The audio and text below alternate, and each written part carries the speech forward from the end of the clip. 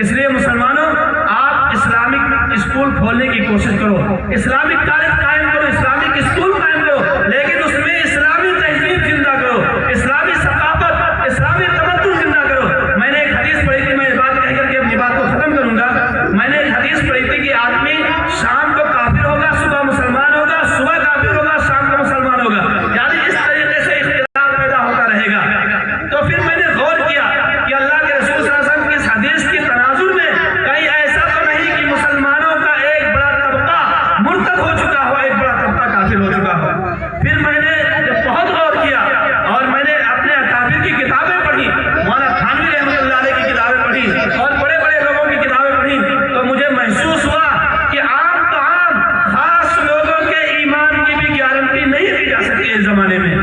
اس لیے کہ ہم اپنی بیٹیوں کو بے پردہ کالجوں میں، یونیورسٹیوں میں بھیج رہے ہیں، اصلی تعلیم کے نام پر،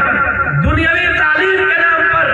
لیکن دینی تعلیم کی اہمیت ہمارے درمیان سے ختم ہو رہی ہے اور ہم بے پردہ بھیج رہے ہیں، اور پھر اس کام کو مستحسن بھی سمجھ رہے ہیں۔ اگر کوئی روکنے کی کوشش کرتا ہے، کوئی اس کے خلاف آواز اٹھاتا ہے، تو ہم اس سے اکڑتے ہیں اور ہم اس پر اعتراض کرتے ہیں کہ آپ نئے زمانے کو نہیں دیکھتے اور اعتراض کرتے پھرتے۔ کیا ہوا؟ ایک تعلیم ہی تو حاصل کرنے جا رہی ہے۔ اگر ہم نے بے پردگی کو مستحسن سمجھ لیا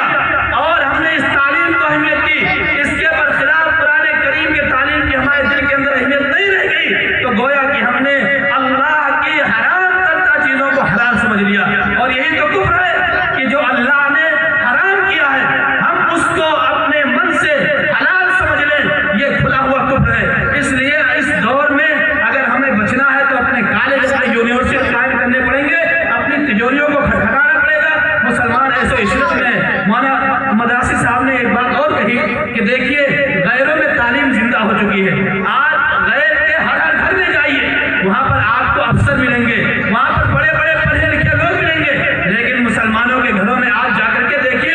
دینی تعلیم تو دور کی بات، دنیاوی تعلیم حاصل کرنے والے بھی دور تک نہیں ملیں گے آپ کو۔ آج ہمارا کوئی آدمی کسی محکمے میں نہیں ملے گا، اس لیے کہ وہ تعلیم حاصل نہیں کر رہا ہے، بلکہ وہ پیسوں کو لے کر کے عیش و عشرت میں مبتلا ہے، کھانے پینے کی چیزوں میں لگا ہوا ہے، جانوروں کی سی زندگی گزارنے پر وہ مجبور ہو رہا ہے، اور پھر اور اپنی بچیوں کو اس طریقے سے غیروں کے سامنے پروس رہا ہے جیسے کسی کے سامنے کھانا پروسا جاتا ہے۔ اس لیے مسلمانوں ہوش کے ناخن لو، ارتداد کا مقابلہ ہمیں کرنا ہے، ہم نہیں کریں گے، ہماری طرف سے کوئی دوسرا آ کر کے نہیں کرے گا۔ اسی تحریک کو زندہ کرتے ہوئے دارالعلوم دیوبند نے مختلف صوبوں میں جہاں جہاں حالات خراب ہو رہے ہیں وہاں وہ مکاتب کے نظام کو قائم کر رہا ہے، جمعیت علماء اور وہاں اپنے مکاتب کے نظام کو قائم کر رہی ہے، اور اسی طریقے سے دینی تعلیمی بورڈ ہر جگہ قائم کیے جا رہے ہیں۔ ممکن ہے کہ اس تحریک کے نتیجے میں ہماری بہت ساری بچیاں غیروں کے ہاتھ میں جانے سے بچ جائیں۔ ایک بات اور بتا دوں کہ بچیوں کا ایمان سے محروم ہونا اور دوسروں کے ساتھ نکاح کرنا یہ تو ظاہر